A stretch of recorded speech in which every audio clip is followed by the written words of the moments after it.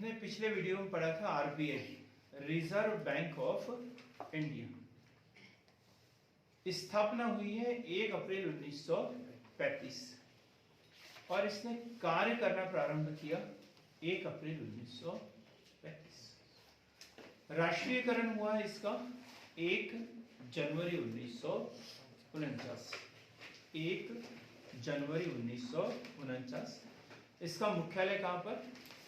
बॉम्बे। मुख्यालय बॉम्बे में। और क्षेत्रीय कार्यालय कितने इसके? 25। कितने हैं? 25, जो विभिन्न राज्यों की राजधानियों में एवं प्रमुख नगरों में है। और 4 इसके स्थानीय कार्यालय हैं। 4 स्थानीय कार्यालय कहां पर? दिल्ली, मुंबई, चेन्नई और बॉम्बे। 4 इसके स्थानीय कार्यालय है। अब आरबीआई के कार्य हमने पढ़े। एक है साख का सृजन।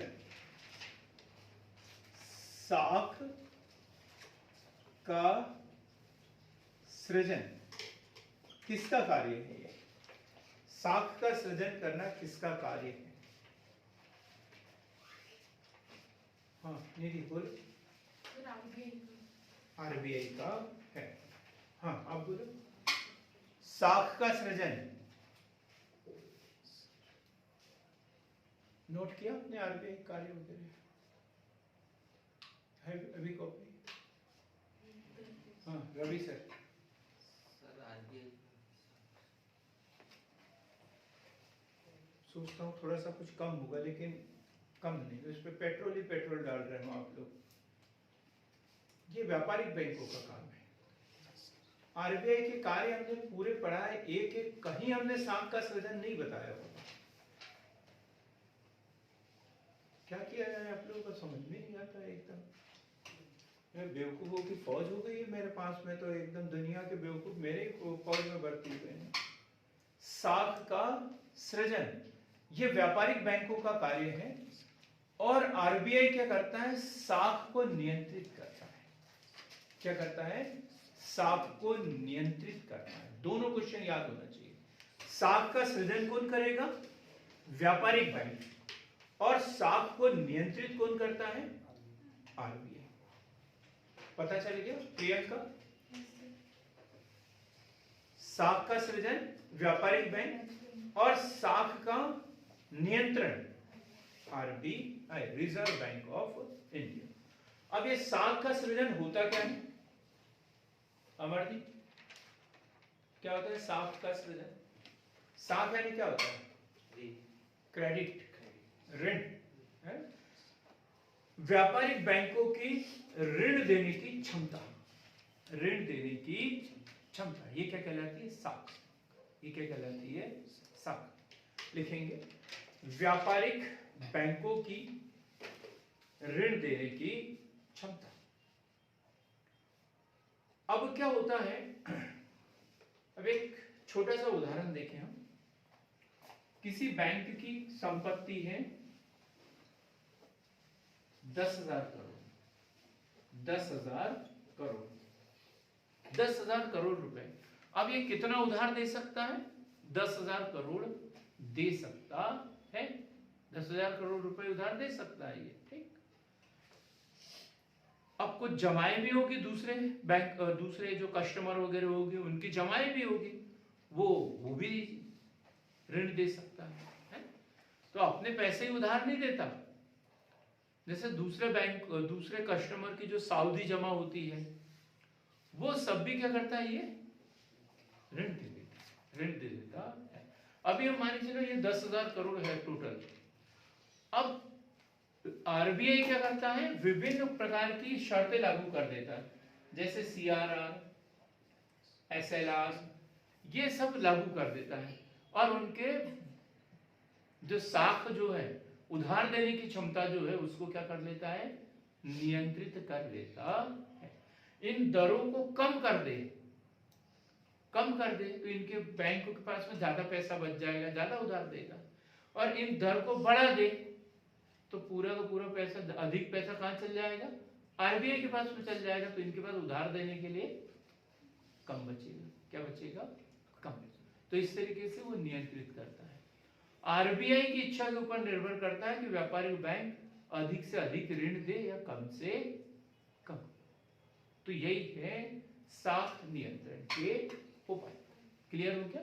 क्या है साख नियंत्रण? रवि सर बताइए।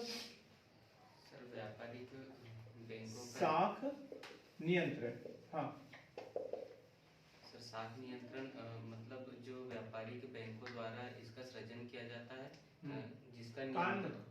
जिसका नियंत्रण आरबीआई द्वारा किया जाता है। आरबीआई, फिर से पहला शब्द फिर से बोलो।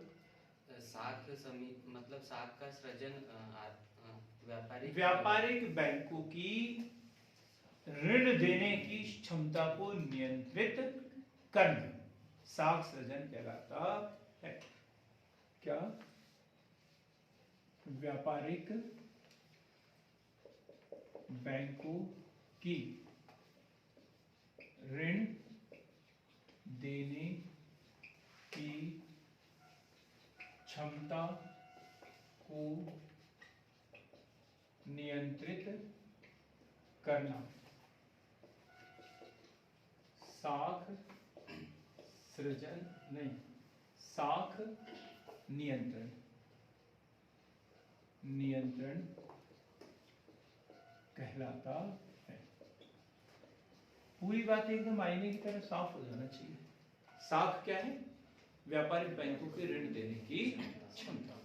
साख का सृजन कौन करता है? आपसे पूछा मैंने। और नियंत्रण कौन करता है?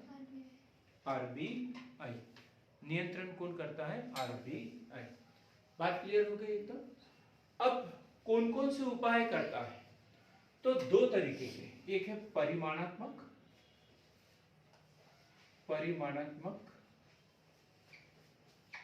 और दूसरा है गुणात्मक। परिमाणात्मक मतलब जिनकी दर है स्पष्ट, ये इतना करेगा, ये इतना करेगा, ये इतना करेगा, तो वो क्या कहलाएगा? परिमाणात्मक। वो क्या कहलाता है? परिमाणात्मक दर। जैसे एक है बैंक रेट या बैंक दर। बैंक रेट या बैंक दर क्या होता है? बैंक दर क्या होता है? सर बैंक जो मतलब दर पे ऋण देती है वही है। किसको ऋण देती है? व्यापारिक बैंकों को। कौन देता है? आरबीआई है ना? जिस दर पे हम लेते हैं वो ब्याज दर कहलाती है, वो बैंक दर नहीं। बैंक दर जिस दर पर आरबीआई व्यापारिक बैंकों को ऋण देता है। और अच्छा सा बोले तो व्यापारिक बैंक जो आरबीआई है प्रथम श्रेणी के बिलों पर पुनर्कटौती करता है। इसे लिखेंगे अच्छे से। आरबीआई व्यापारिक बैंकों की स्वीकृत प्रतिभूतियों पर या प्रथम श्रेणी के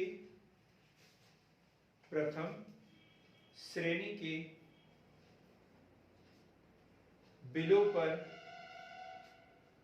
लंबी अवधि के लिए जिस दर पर ऋण दिया जाता है उसे बैंक दर कहते हैं। सीधा से क्या बताया जो संजय ने बताया? आरबीआई जिस दर पर व्यापारिक बैंकों को ऋण देता है, लेकिन वो ऋण गैर जमानती तो नहीं देता, तो किस आधार पर देता है? प्रथम स्वीकृत प्रतिभूतियों पर या प्रथम श्रेणी के बिलों पर जो लंबी अवधि के ऋण देता है। तो इसे क्या कहते हैं? बैंक दर। किसी को कोई डाउट इसमें? बैंक दर क्या? बैंक दर का कस्टमर से और व्यापारिक बैंक से संबंध नहीं। बैंक दर का आरबीआई और व्यापारिक बैंकों से संबंध है। अमर जी कितनी है अभी बैंक दर? बैंक दर जो है 25 अक्टूबर 2022 को, वो मत पढ़ लेना जो पिछले साल पढ़ा था, है ना?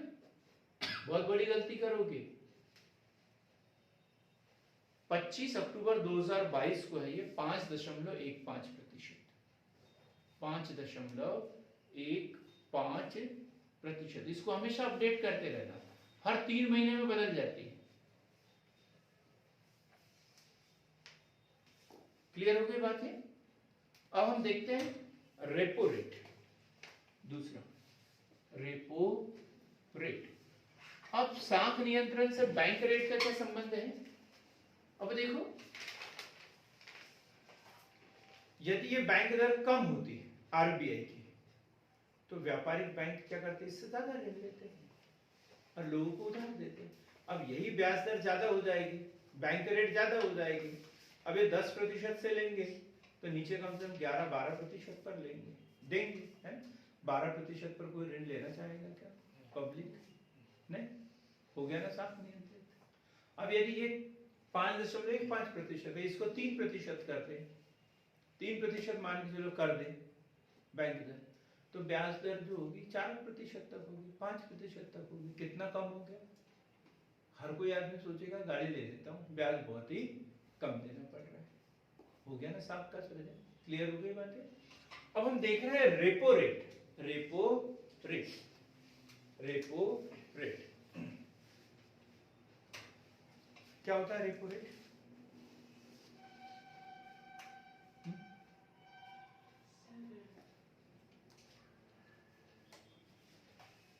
ये लिखा मैंने सीआरआर,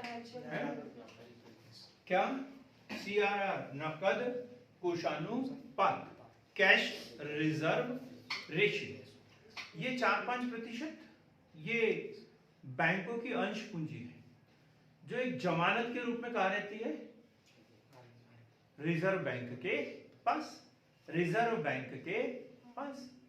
तो यदि एक दिन के लिए, कुछ दिन के लिए यदि ऋण लेना हो, तो इसका 1% जो है, जितना ये जमा है, उसका कुछ प्रतिशत जो है वो व्यापारिक बैंकों को एक निर्धारित दर पर दे देता है।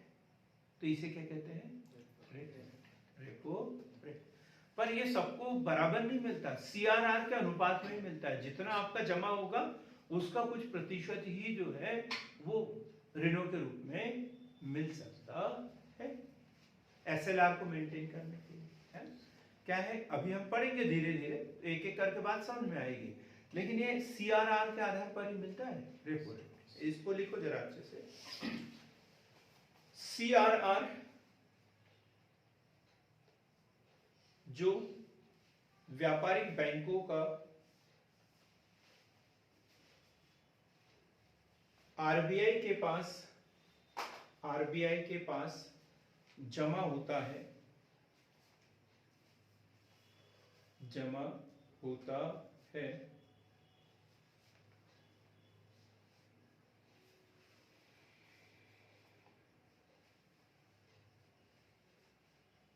व्यापारिक बैंकों को सीआरआर पर दिए जाने वाले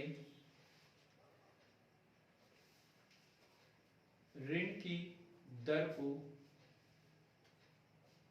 रेपो रेट कहते हैं, रेपो रेट कहते हैं,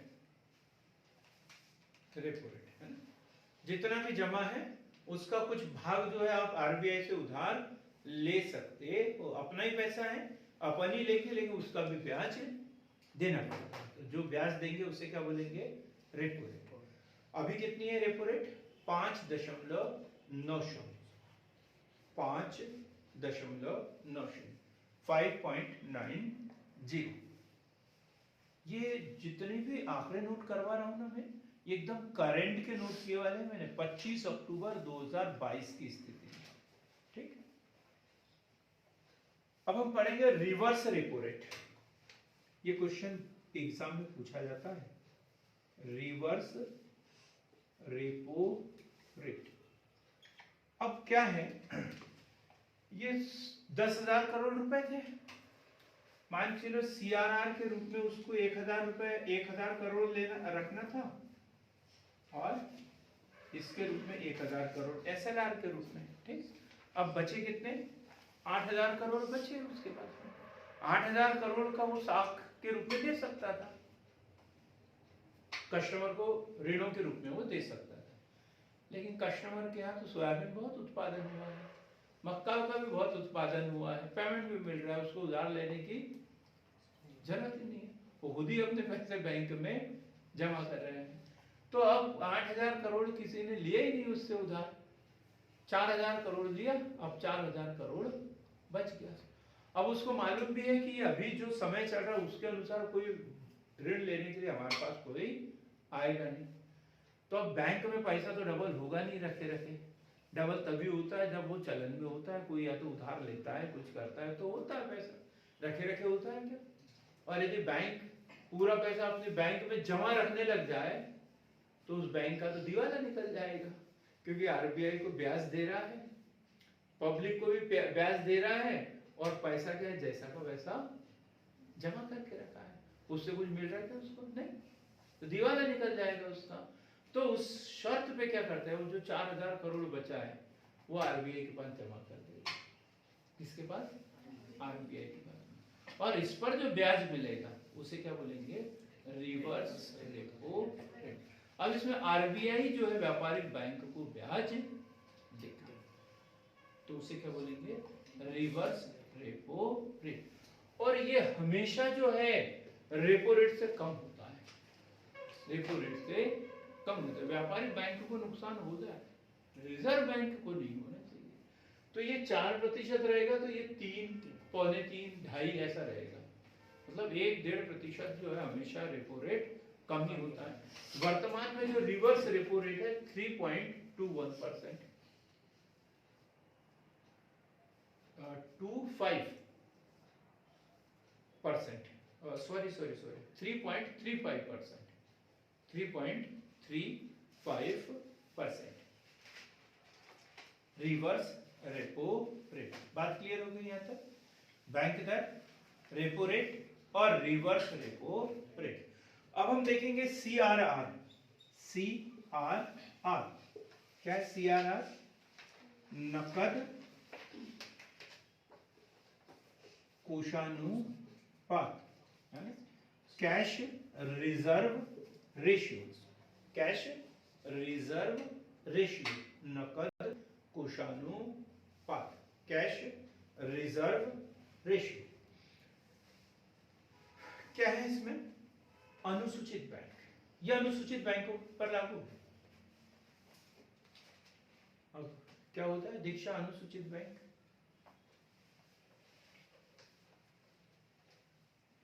हमें पता होता तो आपके पास क्यों आते हैं ना पढ़ने के लिए? संजय आप बताओ, आप भी वही डायरेक्ट पढ़ा। अमरू? आरबीआई एक्ट के द्वितीय अनुसूची है।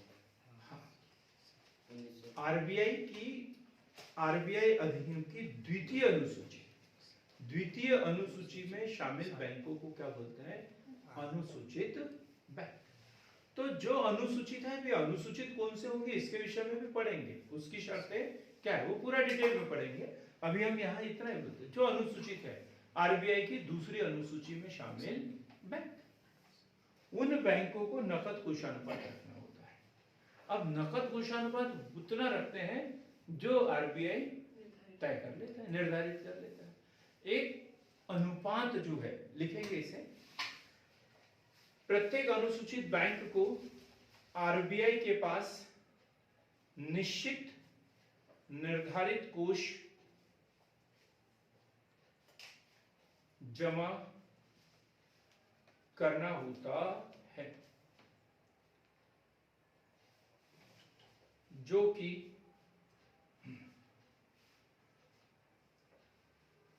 अपनी बैंक जमा का 3 से 20% तक रखना होता है। कितना? 3 से 20%। अब देखो, जो कुल जमा जितनी भी है बैंक की, जैसे हमने उदाहरण क्या लिया था 10,000 करोड़, ये कुल जमा है, तो इसका 3% कम से कम 3% और अधिक से अधिक 20%। यदि इसको साख का सृजन करना है, वो चाहता है कि व्यापारिक बैंक से अधिक ऋण दे लोगों को, तो इधर निर्धारित करेगा 3% पे, और चाहेगा कि ये बैंक उधार दे ही नहीं पाए, लोगों के पास बहुत अधिक पैसा हो गया, मुद्रास्फीति ज्यादा हो गया, पूरा पैसा जो है सरकार के पास में आ जाए, रिजर्व बैंक के पास में आ जाए, तो ब्याज दर आगे की ओर लेके जाएगा, कितना कर देगा 30%, 20%। अब 10,000 करोड़ का 20% कितना हो गया, 2 करोड़ हो गया ना? हाँ, 10,000 करोड़ का 20 करोड़, 10 कितना 20%, 10,000 गुणा 20/100, हाँ कितना 2,000, 10,000 का 20% कितना हो गया 2,000, 2 करोड़ नहीं, कितना 2,000 करोड़। अब 2,000 करोड़ ये इसके बाद जमा कर देगा, तो बचा कितना उसके पास 8,000 करोड़। 8,000 करोड़ में से नीचे बैठा है एक SLR, जो उसे अपने पास में ही नकद रखना है, वो भी मान के चलो इतना ही होगा। फिर अब बचा कितना उसके पास 6,000 करोड़, कुछ उसमें से MPA हो जाएगा, NPA हो जाएगा, ये तो उसकी धीरे धीरे उधार लेने की क्षमता क्या हो गई, कम हो गई। और RBI यही करता है, नकद कोषानुपात का उपयोग करता है। जब साख का सृजन करना हो तो CRR जो है वो न्यूनतम स्तर पर निर्धारित करता है, और जब साख का सृजन साख को संकुचित करना हो तो CRR जो है अधिकतम पर निर्धारित कर देता है। साख का सृजन करना हो तो न्यूनतम, और साख को नियंत्रित करना हो तो अधिकतम पर निर्धारित कर देता है। रवि सर समझ में आया? यस सर, पक्का ना? Yes sir. उदास मत बैठो बेटा, बुरा समय चला गया, अब अच्छा समय है, उदास मत बैठो, ठीक है? तो वर्तमान में जो दर है 4.50 CRR, 4.50, मतलब साख का सृजन चाहती है, सरकार चाहती है भी कि साख का सृजन वो व्यापारिक बैंक अधिक से अधिक ऋण दे। अब है SLR, तरल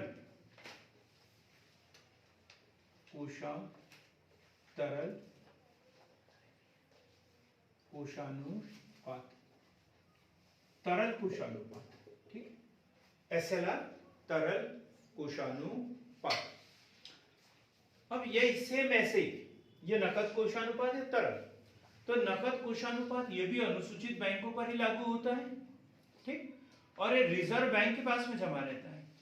तरल कोषानुपात भी अनुसूचित बैंकों पर लागू होता है, लेकिन जो अनुपात निर्धारित कर दिया जाता है ये व्यापारिक बैंकों को अपने पास में ही रखना पड़ता है, बस इतना सा अंतर है।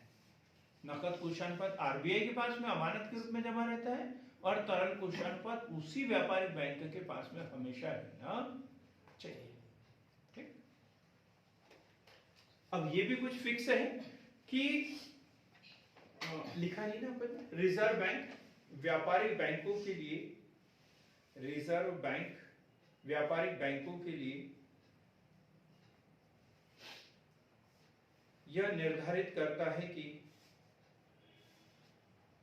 यह निर्धारित करता है कि सभी बैंक अपनी जमा का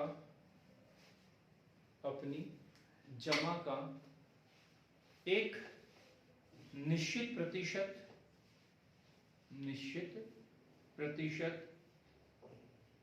नकद के रूप में रख सकता है, अथवा स्वर्ण, विदेशी मुद्रा या स्वीकृत प्रतिभूतियों में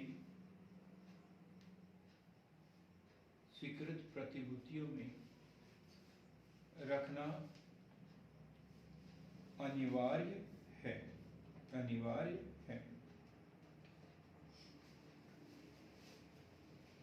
और ये अधिकतम 25% था, सॉरी एसएलआर की न्यूनतम सीमा 25% थी, न्यूनतम सीमा 25% थी।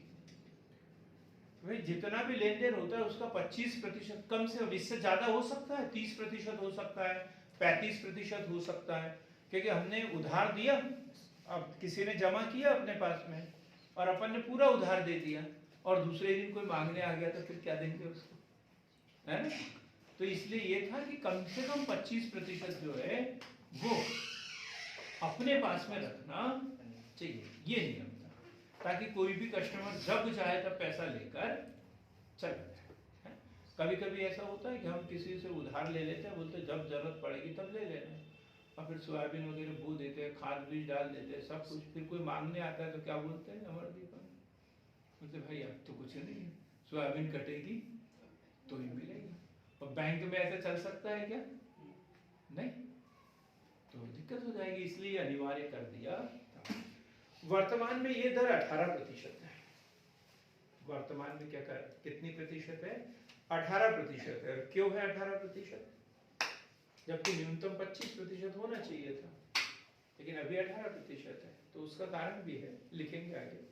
2007 को जारी एक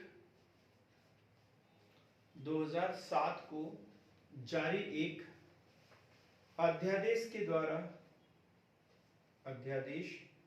द्वारा एसएलआर की न्यूनतम सीमा 25% को हटा दिया गया है। अब कोई न्यूनतम सीमा उसकी नहीं बची है, अब कोई न्यूनतम सीमा नहीं बची है। SLR। अब हम पढ़ेंगे खुले बाजार की क्रियाएं। ये क्वेश्चन 3-3 नंबर में ऐसे ही आ जाते हैं। खुले बाजार की क्रियाएं, खुले बाजार की क्रियाएं। कोई प्रकाश डालेगा क्या इसके ऊपर, खुले बाजार की क्रियाओं पर? प्रतिभूतियों को खरीदना, बेचना और उसका नियंत्रण करने का कार्य। ठीक, खरीदना और बेचना। जो प्रथम श्रेणी के बिल वगैरह होते हैं, ट्रेजरी बिल वगैरह या स्वीकृत प्रतिभूतियां होती है, इनको बेचना और खरीदना। बेचना, ये प्रतिभूतियां क्या होती है आपको तो बता दिया था मैंने, जैसे बॉन्ड जारी करते हैं, है ना? तो बॉन्ड क्या होता है? अनुबंध, कागज पर लिखा हुआ, उसके ऊपर 10,000 लिख दिया तो कितने का हो गया? 10,000 का। 25,000 लिख दिया तो कितने का हो गया? 25,000 का। उस पर वो चीज जिसके सिग्नेचर हो रहे हैं वो मान्य है। वे किसके हो रहे हैं? आरबीआई के गवर्नर के हो रहे हैं, और उसने 25,000 लिख दिया तो 25,000 का वो हो गया, ये बॉन्ड। अब क्या करते हैं, जैसे खरीदना और बेचना, तो यही क्वेश्चन बन जाते हैं दो। साख को नियंत्रित करना हो तो जो रिजर्व बैंक है प्रतिभूतियों को खरीदता है या बेचता है? साख को नियंत्रित करना है, साख को नियंत्रित करना है, तो प्रतिभूतियों को बेच देगा। क्या कर देगा? बेचेगा, प्रतिभूतियों को बेचेगा। लोग बाग खरीद लेंगे उसे, तो उनका पैसा कहां जाएगा? आरबीआई के पास में। कहां गया? आरबीआई के पास में। अब लोगों के पास में पैसा ही नहीं बचा, व्यापारिक बैंकों के पास पैसा बचा है क्या? नहीं। अब जब उसे साख को नियंत्रित, साख का विस्तार करना हो, साख का विस्तार करना हो, तो फिर क्या करेगा? उन प्रतिभूतियों को खरीद लेगा। तो वो कार्ड बैंक के पास में आ जाएगा और पैसा कहां चल जाएगा? लोगों के पास में, व्यापारिक बैंकों के पास। क्लियर हो गया? दोनों चीज याद रखनी। साख को नियंत्रित करने के लिए प्रतिभूतियों को बेचेगा, और साख का सृजन करने के लिए प्रतिभूतियों को खरीदेगा। रवि सर समझ में आ रहा है ना? एकदम ये इंपॉर्टेंट क्वेश्चन है, लिखेंगे। खुले बाजार की क्रिया। जब आरबीआई प्रथम श्रेणी के बिलों प्रथम श्रेणी के बिलों, सरकारी प्रतिभूतियों, अर्ध सरकारी प्रतिभूतियों का क्रय विक्रय करता है, क्रय विक्रय करता है, तो उसे खुले बाजार की क्रियाएं कहते हैं, खुले बाजार की क्रियाएं कहते हैं।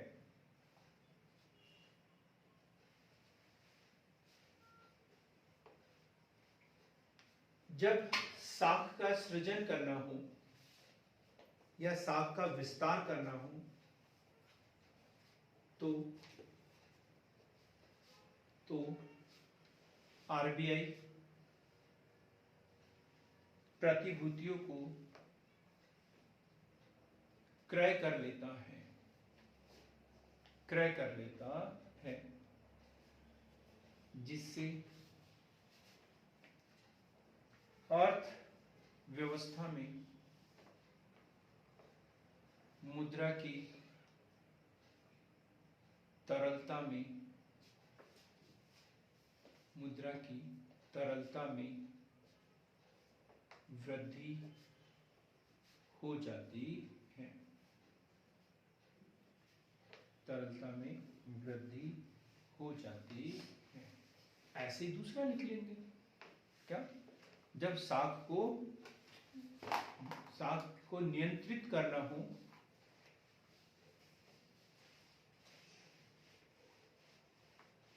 तो आरबीआई प्रतिभूतियों का विक्रय करता है, विक्रय करता है, विक्रय करता है, जिससे मुद्रा की तरलता में कमी आ जाती है। लोगों को तरलता, हमने तरलता शब्द क्या बोला? क्यों भी अमर जी, तरलता क्यों बोला है? तरलता लिक्विडिटी, उतार चढ़ाव नहीं होती है इसके कारण। उतार चढ़ाव। अब क्या वो आदमी के पास कहने को तो 100 करोड़ रुपए है, लेकिन हाथ में है क्या उसके? नहीं। वो कहाँ है? बैंक के पास में, आरबीआई में, चलन में मुद्रा नहीं है, इसलिए तरलता बोला कि स्वामी तो है उतने का वो, लेकिन उसके पास में नहीं है। आगे लिखेंगे गुणात्मक तरीके। अब हम गुणात्मक तरीके पढ़ेंगे। ये समझ में आ गया ना? चयनात्मक, परिमाणात्मक, अब गुणात्मक या चयनात्मक।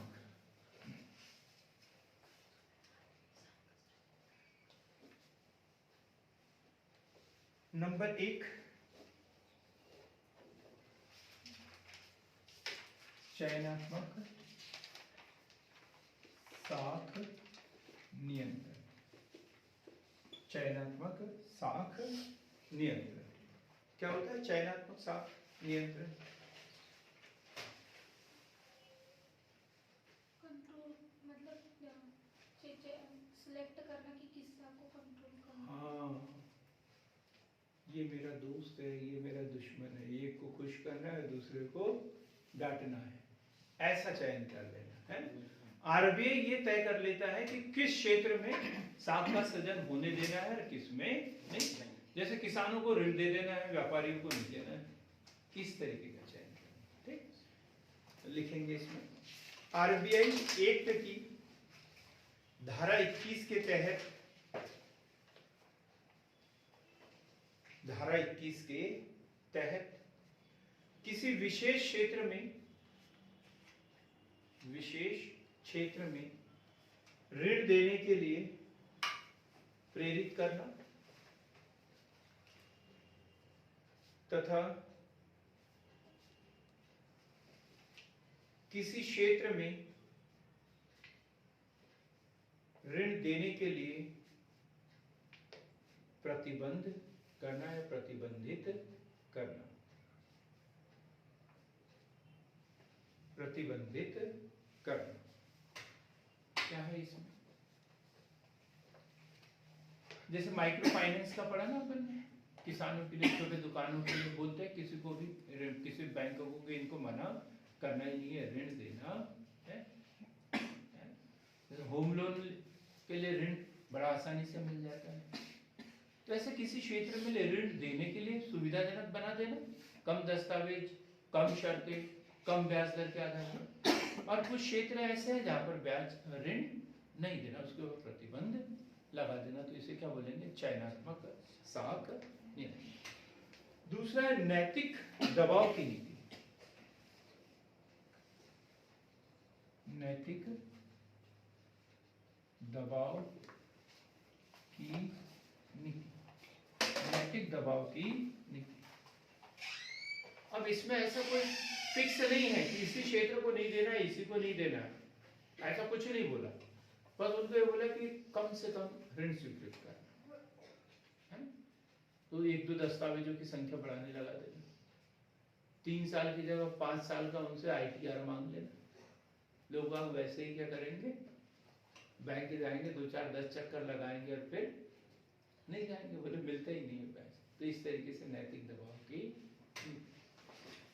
साख की राशनिंग,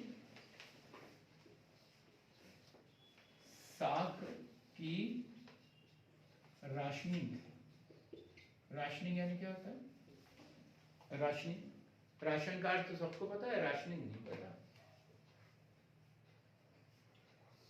इतना देना ही है करके बस एक सीमा निर्धारित कर देना, हर क्षेत्र की एक लिमिट निर्धारित कर देना, इस क्षेत्र के लिए इतना, इस क्षेत्र के लिए इतना, इस क्षेत्र के लिए इतना, उससे ज्यादा नहीं, उससे ज्यादा नहीं। तो इसे क्या बोलेंगे, राशि। भाई तुम्हें लोन देना है, दे दो, 5 लाख तक देना एक व्यक्ति को, 5 लाख तक 4% पे दे देना।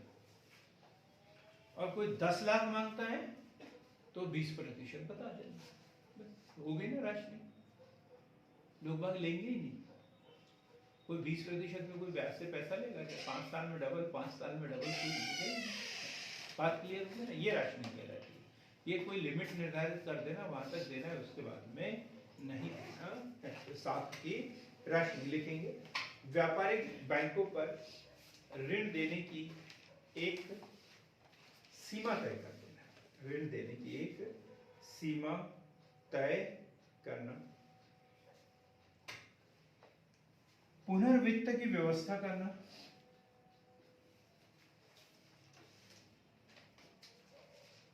पुनर्वित्त की व्यवस्था करना, पुनर्वित्त की व्यवस्था करना। अब ये पुनर्वित्त की व्यवस्था क्या होता है? पुनर्वित्त की व्यवस्था करना,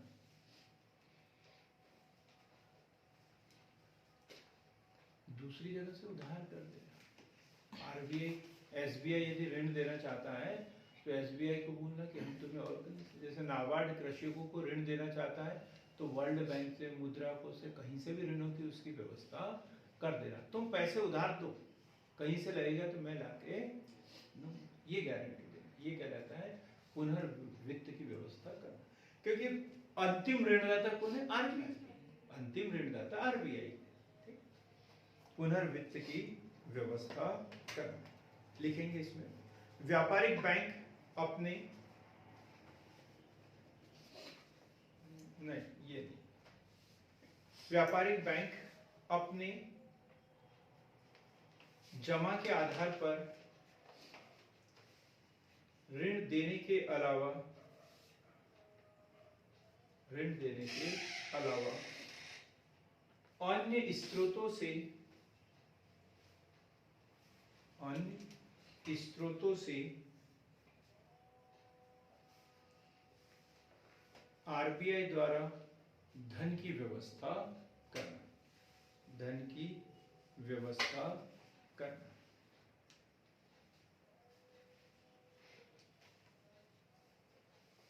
समझ में आ गया ये?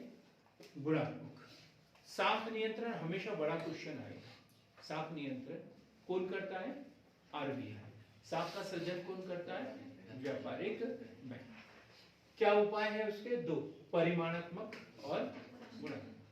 परिमाणात्मक को मात्रात्मक बोलेंगे और गुणात्मक को चयनात्मक भी बोला जाता है। ठीक, चयनात्मक भी बोला जाता है।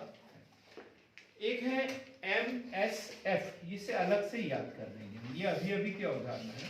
MSF marginal standing facility rate, marginal standing facility rate, स्थायी सीमांत सुविधा दर। किसी को पता हो तो बताओ, ऑनलाइन वाले भी बता सकते हैं।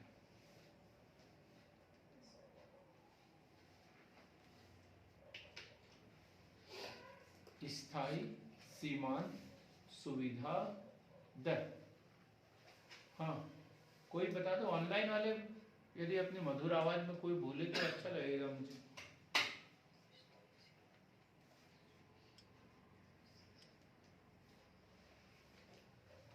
हम्म अरे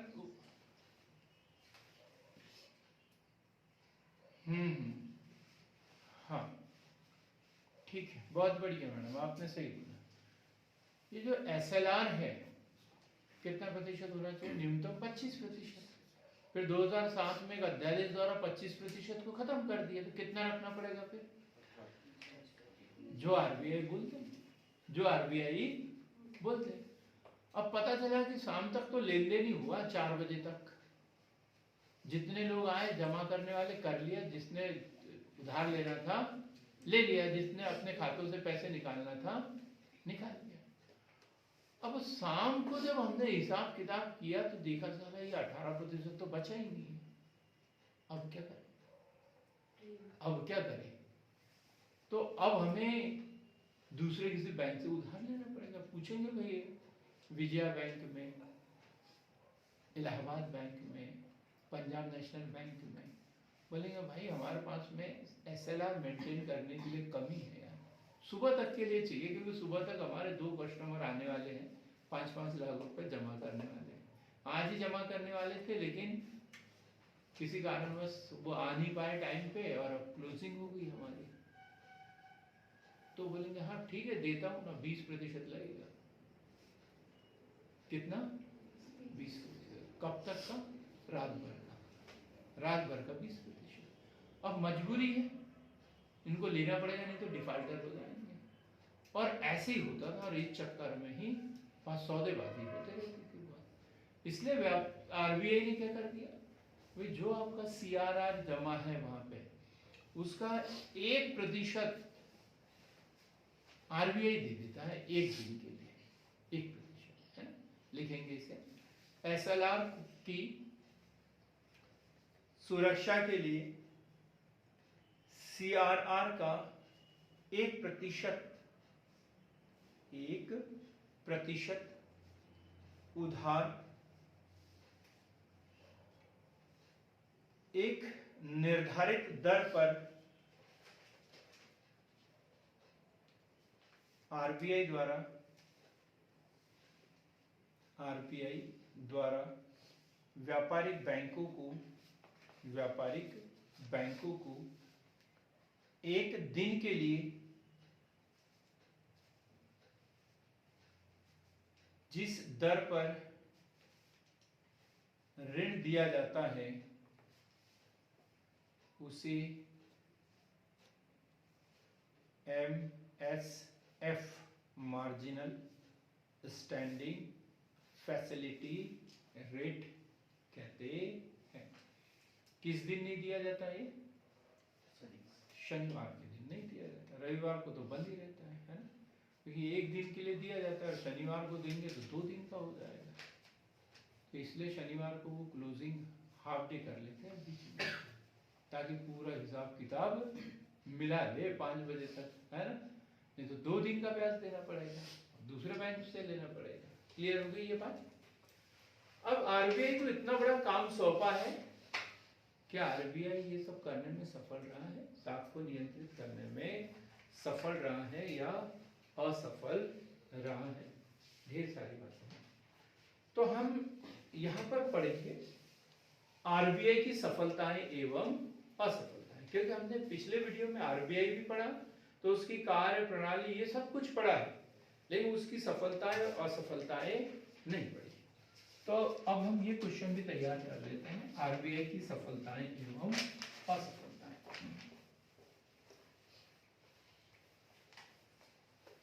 आरबीआई जो नई मुद्रा का निर्गमन करता है तो उसके लिए कौन सी रीति अपनाई है आरबीआई द्वारा?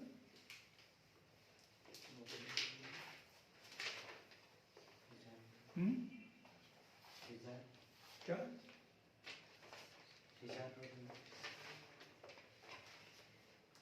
हाँ, कौन सी नई मुद्रा निर्गमन के लिए कौन सी नीति अपनाता है?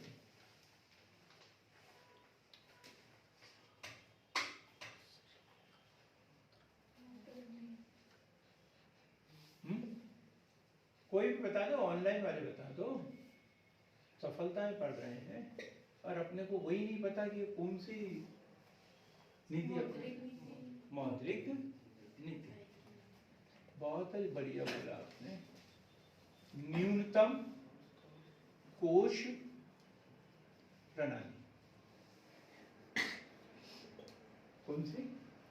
न्यूनतम कोष प्रणाली, न्यूनतम कोष प्रणाली। हम पढ़ेंगे इसे डिटेल में, लेकिन अभी समझिए। पहले आनुपातिक कोष प्रणाली थी। आनुपातिक कोष प्रणाली, जितना सोना या विदेशी प्रतिभूतियां रहेगी उतना ही मुद्रा का हम निर्गमन कर सकते थे आरबीआई के माध्यम से। अब हमारे पास कुछ नहीं है तो कुछ नहीं कर सकते थे, ठन गोपाल एकदम है। फिर क्या किया? न्यूनतम कोष प्रणाली कब? 1956 न्यूनतम कोष प्रणाली। और इसमें क्या हुआ कि एक निर्धारित अनुपात कितना? 625 करोड़। इतना यदि आरबीआई के पास में है तो वो जितना चाहे उतना मुद्रा का निर्गमन कर सकता है, जितना चाहे उतना, है ना? ये पहले था, लेकिन पता चला कि उतना भी नहीं है हमारे पास में, क्योंकि विदेशों का ऋण ये वो सब कुछ। तो फिर कितना कर दिया?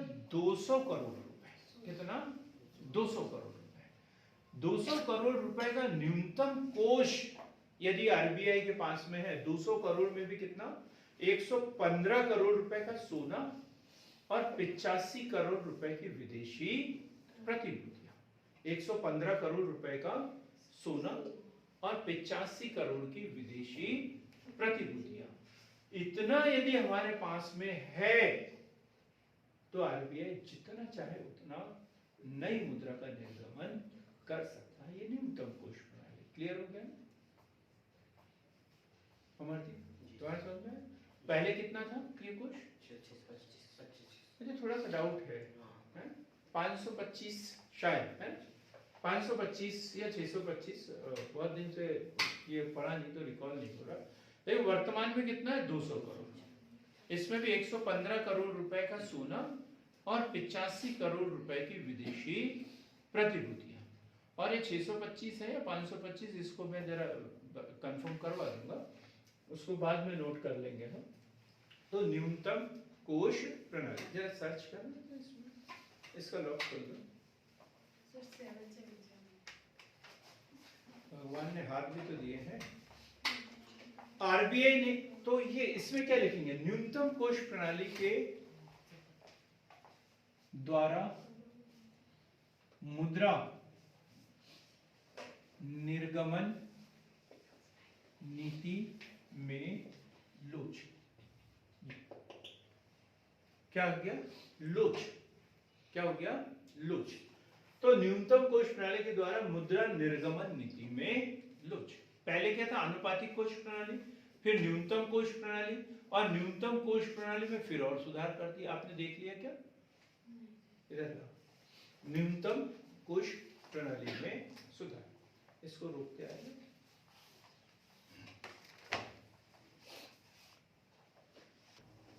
न्यूनतम कोष प्रणाली, तो इस तरीके से लोच आई है इसके द्वारा मुद्रा निर्गमन में। 1956 से पहले क्या थी? आनुपातिक कोष प्रणाली। आनुपातिक कोष प्रणाली में क्या होता था? जितना रिजर्व बैंक के पास में सोना और विदेशी प्रतिभूतियां रहती थी, उसके अनुपात में ही वो नई मुद्रा का निर्गमन कर सकता था। 1956 में क्या किया, न्यूनतम कोष प्रणाली। एक न्यूनतम कोष यदि रिजर्व बैंक के पास में हो, और कितना था, 515 करोड़। 515 करोड़ में भी क्या, 400 करोड़ रुपए का स्वर्ण और 115 करोड़ रुपए की विदेशी प्रतिभूति। इतना यदि उसके पास में है तो जितनी चाहे उतनी वो मुद्रा का निर्गमन कर सकता था। लेकिन 1957 में फिर इसमें संशोधन किया आरबीआई एक्ट में, और न्यूनतम कोष प्रणाली के लिए कोष कितना किया, 200 करोड़। 200 करोड़ में भी कितना, 115 करोड़ रुपए का स्वर्ण और 85 करोड़ रुपए की विदेशी प्रतिभूति। तो ये रिजर्व बैंक की एक सफलता मानी गई है कि मुद्रा निर्गमन प्रणाली में क्या हो गई, इसकी लुच परिवर्तन करना संभव हो गया है। दूसरा, आरबीआई की सुलभ मुद्रा नीति। सुलभ मुद्रा नीति, सुलभ मुद्रा नीति का अनुसरण किया है। सुलभ मुद्रा नीति का अनुसरण किया है। सुलभ मतलब जो आसानी से बैंकों के अनुसार, लोगों के अनुसार जिसमें परिवर्तन करना संभव हो। देखो हर 3 महीने में, 6 महीने में एसएलआर, सीआरआर सब बदलते रहता है परिस्थितियों के अनुसार। देश में तीसरा पॉइंट है, मुद्रा प्रसार को, मुद्रा प्रसार को रोकने में आरबीआई की महत्वपूर्ण भूमिका। महत्वपूर्ण भूमिका। अब जो मुद्रा प्रसार क्या होता है, मुद्रा प्रसार किसी को भी पता हो, एनीवन, कोई भी बता सकता है। मुद्रा प्रसार, हाँ जी, कोई नहीं बकेगा इसको। सर मुद्रा को अधिक मतलब अधिक मात्रा में बनाओ मत क्वेश्चन आंसर। मुद्रा प्रसार मतलब चलन में मुद्रा की, हाँ क्या है, हाँ मनी इन्फ्लेशन, मुद्रा प्रसार एंड इन्फ्लेशन जिसे बोलते हैं।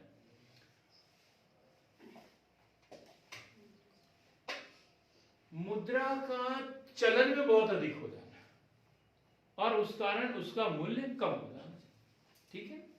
मुद्रा की मात्रा जब चलन में ज्यादा हो जाती है तो उसकी वैल्यू क्या हो जाती है, कम हो जाती है, उसकी वैल्यू कम हो जाती है। तो यही मुद्रा प्रसार को नियंत्रित करने में आरबीआई की महत्वपूर्ण भूमिका है। जब भी या तो विमुद्रीकरण कर देंगे, कुछ भी कर देंगे, सीआरआर बढ़ा देंगे, कम कर देंगे, इस तरीके से परिवर्तन करते रहते हैं और मार्केट में जो चलन में मुद्रा की मात्रा है उसे कम ज्यादा करते रहते हैं ताकि बहुत अधिक मुद्रा का मूल्य कम न हो जाए। जैसे श्रीलंका में हुआ था ना आज से 6 महीने पहले, श्रीलंका में मुद्रा प्रसार बहुत ज्यादा हो गया था एकदम, है सरपट दौड़ती हुई मुद्रास्फीति पहुंच गई थी वहां पे, है ना। 400 रुपए कप चाय मिल रही थी वहां पे, इतनी मुद्रास्फीति फैल गई थी। तो ऐसी तो स्थिति भारत में नहीं बनी है। मुद्रास्फीति तो है भारत में, लेकिन एक निरंतर रूप से जो बढ़ रही है वही है। अचानक से कोई हुआ क्या बड़ा परिवर्तन, बिल्कुल भी नहीं। आरबीआई अपने बुलेटिन में, आरबीआई अपने बुलेटिन में मुद्रा का मूल्य, विदेशी मुद्रा भंडार,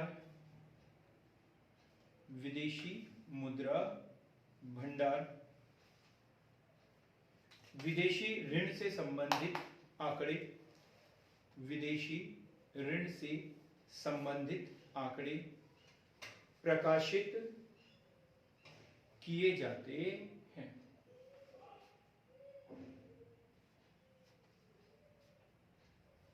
प्रकाशित किए जाते हैं।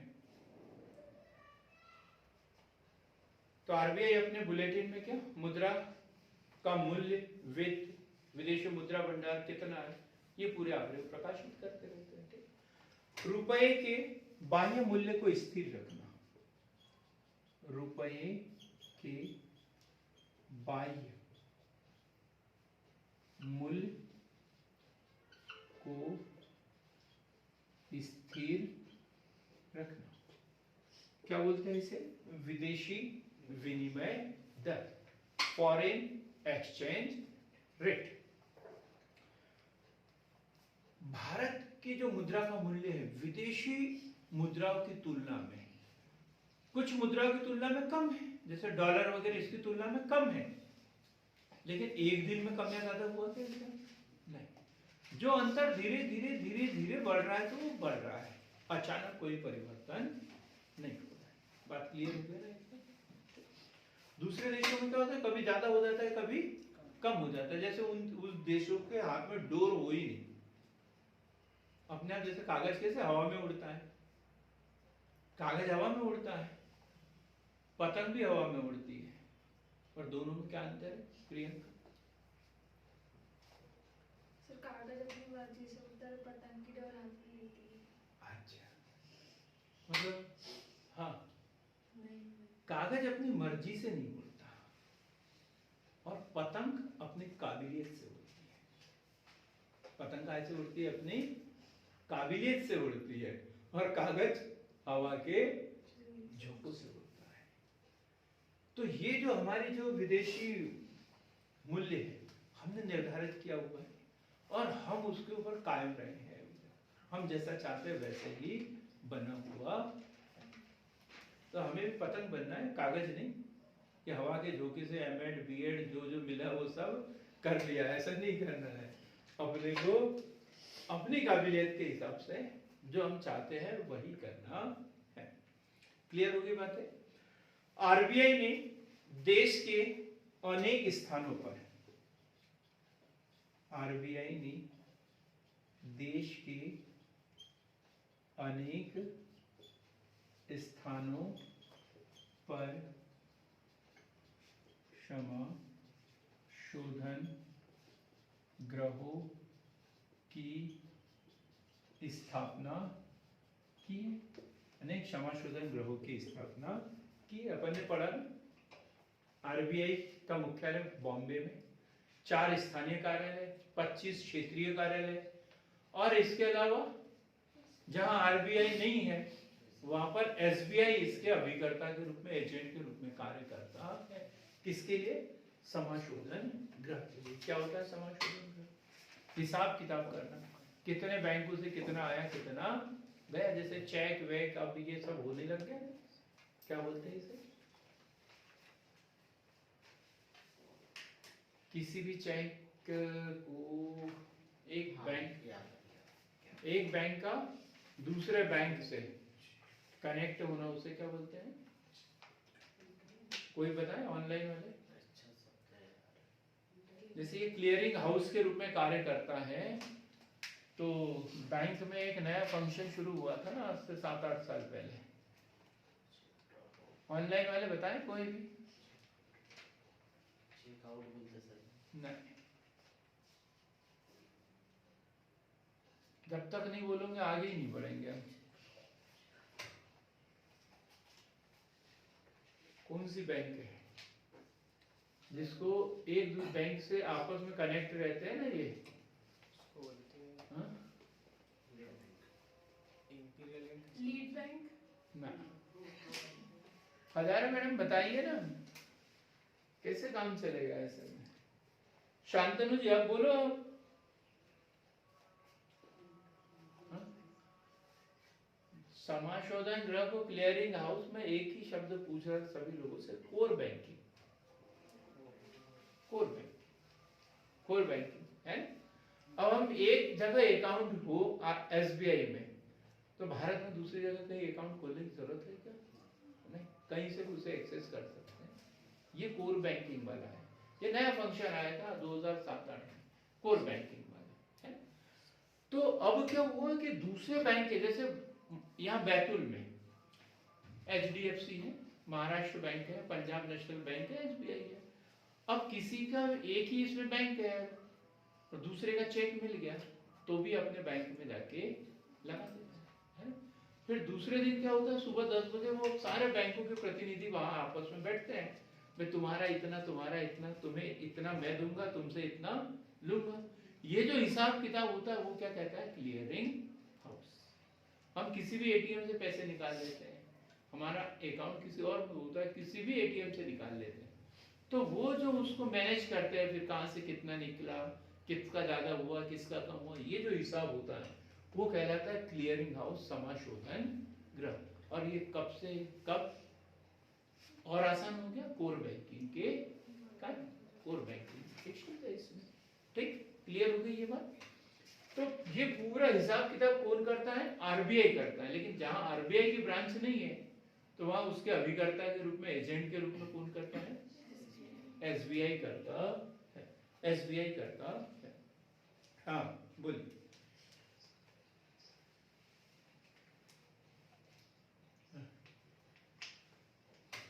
नहीं, वो भी समाशोधन गृह में आएगा, लेकिन इसी के अंतर्गत होती है जरूरी नहीं है। वो तो अपने ही बैंक में कर सकते हैं, दूसरी ब्रांच के लिए कहीं भेज सकते हैं, कुछ कर सकते हैं, है? तो वो जब दूसरे, यदि दूसरे किसी बैंक के लिए कर रहा है, जैसे एसबीआई से हम दूसरी शहर की दूसरी किसी ब्रांच में भेज रहे हैं, दूसरे बैंक की, तो नेफ्ट में वो एनईएफटी में आएगा, आरटीजीएस में आ जाएगा, बिल्कुल आएगा। वो भी इसका ही एक अंश होगा, वो भी क्लियरिंग हाउस में ही होगा। दूसरे दिन बोलेंगे कि हमने तुम्हारे ग्राहक को यहां से पैसा इतना दे दिया, लेकिन वो क्लियरिंग हाउस में कैसे आएगा, शांतनु जी? वो तो उस व्यक्ति का पैसा था, उस व्यक्ति ने भेजा है, उस व्यक्ति ने भेजा है, डायरेक्ट उसके खाते में गया। हम बात उसकी कर रहे हैं कि उस व्यक्ति ने हमारे पास में पैसा जमा किया था और बोला कि हमारे इस अकाउंट में भेज देना, वो क्लियरिंग हाउस कहलाएगा, है ना? क्योंकि हमने चेक दिया पंजाब नेशनल बैंक का, किसको दे दिया, एसबीआई को। तो एसबीआई बोलेगा ना, भाई तुम्हारे ग्राहक ने हमारे पास में इतना चेक दिया है, हमारे पैसे दो। जबकि नेफ्ट का क्या हुआ, कहीं क्लियरिंग हाउस की बात ही नहीं है। हमारा पैसा था, हमने बोला कि हमारा उस बैंक में ट्रांसफर कर दो, और उसने सीधा उस अकाउंट में ट्रांसफर कर दिया। तो दूसरे दिन की तो बात ही खत्म हो गई कि क्लियरिंग हाउस जाने की। क्लियरिंग हाउस तो तब जाते ना जब अदला बदली ये वो करना होता है। ठीक है, चलो रुपए के बाह्य मूल्य की तो ये हो गया, समाशोधन गृह हो गया। आरबीआई ने देश में एक, अगला पॉइंट, आरबीआई ने देश में एक सुव्यवस्थित एवं सुदृढ़ बैंकिंग का विकास किया है। सुव्यवस्थित एवं सुदृढ़ बैंकिंग का विकास किया, इसके अंदर हम ढेर सारा लिखेंगे, सुव्यवस्थित और सुदृढ़। सबसे पहले तो उन्होंने सभी बैंकों के, निजी क्षेत्र के बैंक है ना, छोटे बैंक, फिर क्या किया 1969 में लीड बैंक, भाई एक जिले में एक बैंक को जिम्मेदारी दे दी कि तुम ग्रामीण क्षेत्र में भी बैंकिंग सेवाओं का विस्तार करो। ठीक, फिर 1982 में नाबार्ड आ गया, कृषि क्षेत्र में ऋण देने के लिए नाबार्ड, ठीक, औद्योगिक क्षेत्र में ऋण देने के लिए आईडीबीआई, एचडीएफसी, और मतलब घरेलू जो होम लोन के लिए एचडीएफसी वगैरह, इस तरीके से छोटे छोटे ऋण देने के लिए उन्होंने ढेर सारे जो पेमेंट बैंक, भुगतान बैंक, इस तरीके से उन्होंने माइक्रो फाइनेंस के क्षेत्र में भी बड़ा विस्तार किया है। तो ये जो भी हो रहा है, ये किसकी इशारों पे हो रहा है, किसकी सहमति से, आरबीआई के कहने पर ही हो रहा है। तो अब किसी भी क्षेत्र, कहीं कोई छोटा से छोटा गांव में भी जाके देख लो ना, वहां बैंक भले ही ना हो, लेकिन ग्राहक सुविधा केंद्र होगा, ग्राहक सुविधा केंद्र होगा। पोस्ट ऑफिसों को ये सुविधा दे दी, उनको एटीएम कार्ड वगैरह की सुविधा दे दी उन्होंने, ताकि आप भी लेन देन कर। तो इस तरीके से अधिक बैंकिंग सुविधाओं का विकास किया है। हर 1 किलोमीटर के अंदर आपको एटीएम मिल जाएंगे, बैंक जाने की जरूरत नहीं। फिर विभिन्न जो है वो ऐप, यूपीआई वगैरह जारी कर दिया उन्होंने। घर बैठे हम ऑनलाइन बैंकिंग के माध्यम से पैसे ट्रांसफर कर सकते हैं। क्लियर हो गया ये भी पॉइंट। अब देखेंगे सरकार के बैंकर व एजेंट के रूप में आरबीआई ने सार्वजनिक ऋणों की व्यवस्था की है। सार्वजनिक ऋणों की व्यवस्था की है। क्या अपन ने पढ़ा ना, सरकार का बैंकर, बैंकों का बैंक, अंतिम ऋणदाता कौन है? ये सब किसके उपनाम? आरबीआई के। तो आरबीआई सरकार को भी ऋण दे रहा है, सार्वजनिक ऋण, बैंकों को भी ऋण दे रहा है और हमेशा इसमें भूमिका अपनी निभाई है। कभी हाथ खड़े नहीं किए कि हमारे पास में नहीं है। अगला, आरबीआई ने औद्योगिक वित्त व्यवस्था के लिए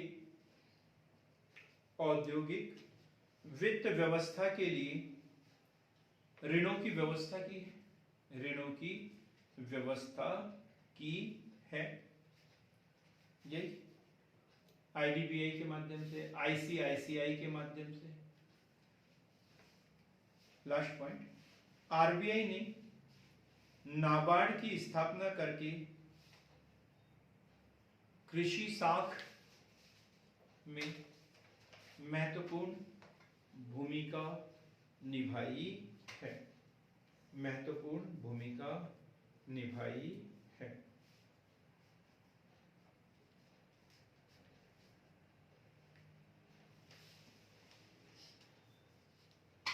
अब है आरबीआई की असफलताएं कौन कौन सी है।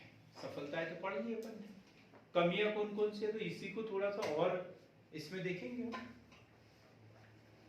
पॉइंट पॉइंट नोट भर कर लेंगे, जहां जरूरत पड़ेगी हम समझ लेंगे उसे। आरबीआई मुद्रा बाजार को संगठित करने एवं इसके विभिन्न अंगों के बीच सामंजस्य स्थापित करने में असफल रहा है।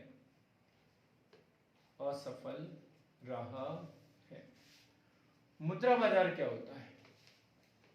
जहां पर मुद्रा का लेन देन कम समय के लिए होता है, 1 वर्ष या उससे कम अवधि के लिए होता है तो मुद्रा बाजार। जहां दीर्घ अवधि के लिए होता है वो पूंजी बाजार। वित्त बाजार में 2 प्रकार के, मुद्रा बाजार और पूंजी बाजार। तो मुद्रा बाजार मतलब अल्पावधि के लेन देन। ठीक, अब अल्पावधि के लेन देन करने वाले बैंक हैं, सभी प्रकार के बैंक वगैरह हैं। अब इसमें बैंकों में भी देखें तो अलग अलग तरीके के सहकारी समितियां, ये ढेर सारी बातें आती है।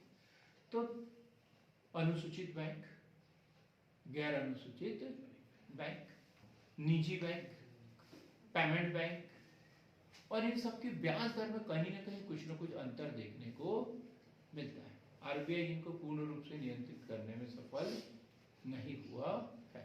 दूसरा, आरबीआई मुद्रा एवं साख को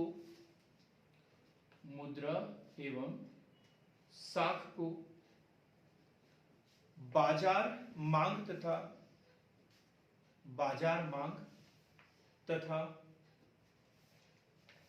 पूर्ति के बीच उचित संतुलन बनाए रखने में असफल रहा। उचित संतुलन बनाए रखने में असफल रहा। उचित संतुलन बनाए रखने में असफल रहा। असफल रहा। क्लियर हो गई ये बात? क्या है इसमें? उचित संतुलन बनाए रखने में असफल रहा। अब क्या है? मुद्रा और साख। मुद्रा और साख मतलब जहां चलन में जितनी मुद्रा होना चाहिए उतनी होना चाहिए, और साख मतलब लोगों को उधार चाहिए उतना मिलना चाहिए उनको। अब जितनी लोग मांग करते हैं उतना तो कभी मिलता ही नहीं है ना? सरकार भी गारंटी दे देती है, कभी कभी बैंक हाथ खड़ा कर देता है, हम नहीं देंगे। सरकार की गारंटी पे तो बिल्कुल नहीं देंगे। आपके पास क्या है? जमीन है, मकान है, नौकरी है, तो हम ऋण देंगे, चाहे कोई योजना का के अंतर्गत ही क्यों ना वो। वैसे देते हैं क्या? नहीं देते। सरकारी योजना के लिए भी नहीं देते कभी कभी, जब तक हमारे पास में हमारी गारंटी पे कुछ रखने के लिए ना। तो इसका मतलब ये है कि बैंक के पास में पैसा नहीं है, तो ही हमें मतलब व्यवस्थित उन्होंने नहीं किया कि जहां पैसा जमा था वहां से निकालना था, जहां जरूरत है वहां देना था। वो ये करने में क्या हो गया? वो असफल रहा। मांग और पूर्ति के बीच में सामंजस्य स्थापित करने में असफल रहा। कहीं पैसा अनावश्यक रखा हुआ है और कहीं जरूरत है तो उनको मिल गया। अगला, आरबीआई के प्रयासों के बावजूद, आरबीआई के प्रयासों के बावजूद जनसंख्या के अनुपात में बैंकों का पर्याप्त विकास नहीं हुआ है। बैंकों का पर्याप्त विकास नहीं हुआ है। बात सही है एकदम। आपको शहरी क्षेत्र में तो बैंक दिख जाते हैं, ग्रामीण क्षेत्र में जाके देखो तो जरा। ग्रामीण क्षेत्र का कोई एसबीआई का बैंक हो तो उसका 10-20 का टाइम होता है खुलने का। 10 बजे से लोग बाग लाइन लगा के खड़े रहते हैं, इतनी भीड़ भड़कता होता है वहां पर। अगला, आरबीआई के प्रयत्नों के बाद भी, आरबीआई के प्रयत्नों के बाद भी मुद्रा बाजार में ब्याज की दरों में भारी असमानताएं पाई जाती है। भारी असमानताएं पाई जाती है।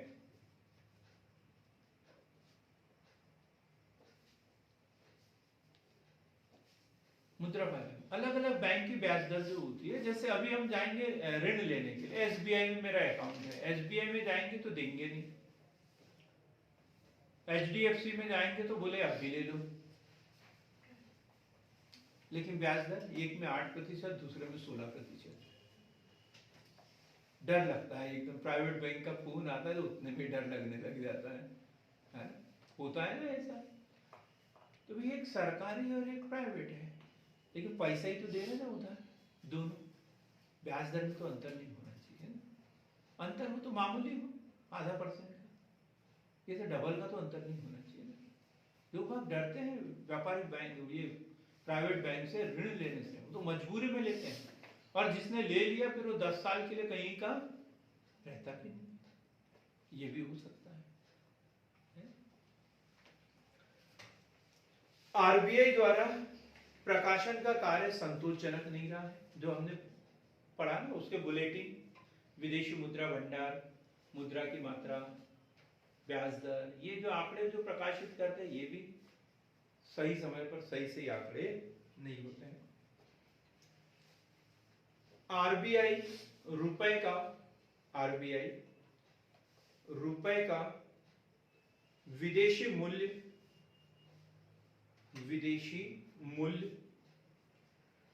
स्थिर रखने में असफल रहा है। आरबीआई रुपए का विदेशी मूल्य स्थिर रखने में असफल रहा है। जो विदेशी विनिमय दर है, जैसे हम डॉलर से तुलना करते रहते हैं, कभी 84 रुपए हो जाता है, कभी 80 रुपए हो जाता है, कभी 75 रुपए हो जाता है, घटते बढ़ते रहते हैं, मतलब स्थिर है नहीं। लास्ट पॉइंट देखेंगे, मुद्रास्फीति को रोकने में असफल रहा है। महंगाई बढ़ती जा रही है।